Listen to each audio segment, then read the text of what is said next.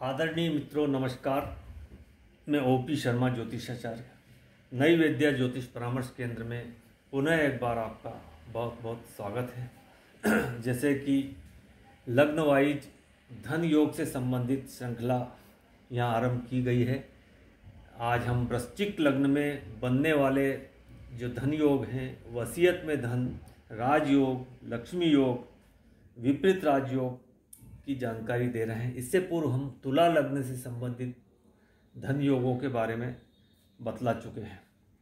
तो वृश्चिक लग्न जब जातक का जन्म होता है और पूर्व दिशा में यदि वृश्चिक राशि उदित होती है तो उसका जो लग्न होता है वो वृश्चिक लग्न होता है।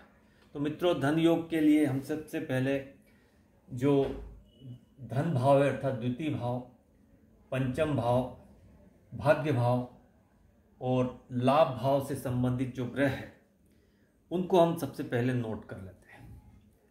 अब कुंडली में जो धन भाव है, लाभ भाव है और भाग्य भाव है और पंचम भाव, इनके जो स्वामी होते हैं, यदि ये एक दूसरे इन भावों में बैठें या एक दूसरे को दृष्टि दें या राशि परिवर्तन करते हैं तो यह धन योग बनता है। कुंडली में यह केंद्र है और यह त्रिकोण है। केंद्र भाव को विष्णु भाव कहते हैं और त्रिकोण भाव को लक्ष्मी भाव कहते हैं। जब इन भावों से संबंध होते हैं तो लक्ष्मी नारायण योग बनता है। और अब इस कुंडली में जैसे जो गुरु है वह धन भाव का स्वामी है और पंचम भाव का भी स्वामी है, एवं चंद्रमा जो है वो भाग्य भाव का स्वामी है, एवं जो बुध है वह लाभ भाव का स्वामी है। यदि गुरु धन भाव में बैठ जाए या पंचम भाव में बैठ जाए या भाग्य भाव में बैठे या लाभ भाव में बैठे तो यह एक धन योग है। इसके बाद जो चंद्रमा है ये वो अपने ही भाव, अपनी राशि भाग्य भाव में बैठे भाग्येश होकर, या लाभ भाव में बैठे या धन भाव में बैठे या पंचम भाव में बैठ जाए तो यह भी एक धन योग है।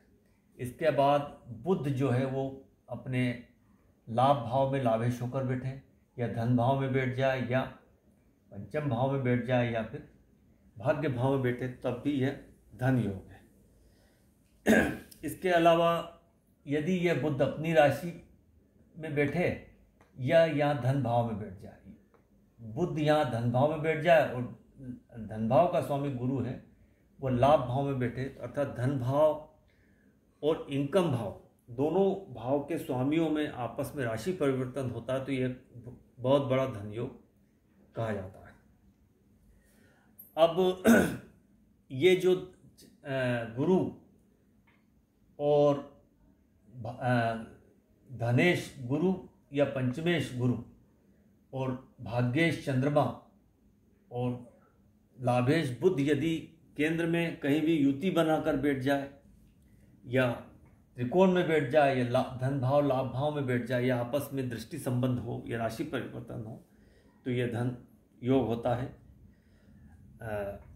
इसके अलावा अब हम वसीयत की बात करते हैं। तो वसीयत में के लिए अष्टमेश जो है वह वसीयत से धन प्राप्ति, धन संपदा प्राप्ति को प्रदर्शित करता है। अष्टमेश यदि अष्टम में ही बैठ जाए या अष्टमेश अपने भाव अष्टम भाव को दृष्टि देता हो या यह अष्टमेश लाभ भाव में बैठता है तो वसीयत से धन प्राप्ति होती है। अब इस कुंडली में, वृश्चिक लग्न की कुंडली में जो अष्टमेश होता है वो बुध होता है। बुध यदि अष्टम भाव में ही बैठे अष्टमेश होकर तो जातक को वसीयत से धन की प्राप्ति होती है, या यह बुध धन भाव में बैठकर यहाँ दृष्टि देगा तब भी जातक को वसीयत से धन की प्राप्ति होती है, या यदि यह बुध यहाँ लाभ भाव में अपनी राशि में बैठ जाए तब भी वसीयत से धन की प्राप्ति जातक को होती है। अब इसके बाद हम राजयोग की बात करते हैं।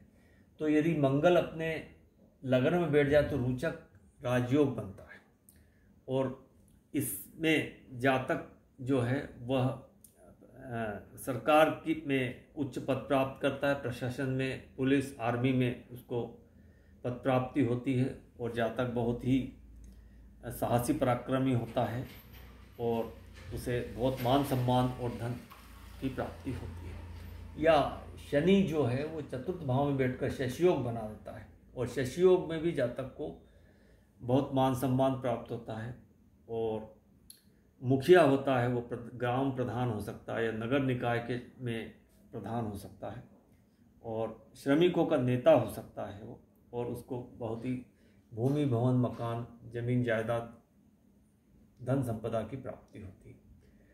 या शुक्र यहाँ सप्तम में बैठकर मालव योग बना ले तो उसको लग्जरी लाइफ जीता है और राजा के समान जीवन जीता है, और उसको वाहन सुख जमीन मकान आदि का सुख समृद्धि प्राप्त होती है, स्त्री सुख पुत्र सुख प्राप्त होता है।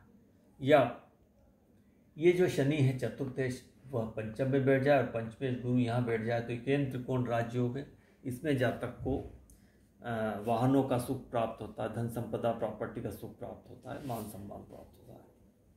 या जो चंद्रमा भाग्येश होकर दशम में बैठ जाए या कर्म भाव में, या कर्मेश सूर्य ये भाग्य भाव में बैठ जाए तो यह एक धर्मा कर्माधिपति राजयोग होता है, और यह बहुत ही बड़ा राजयोग है। बृहद पाराशर होरा शास्त्र में इसको बहुत बड़ा राजयोग कहा गया है, और इस राजयोग के तहत जातक को बहुत ही उच्च पद प्राप्त होता है, राजा के समान जीवन जीता है, और राजनीति में सरकार में मंत्री गवर्नर आदि तक का पद उसको प्राप्त होता है, MP MLA बन सकता है।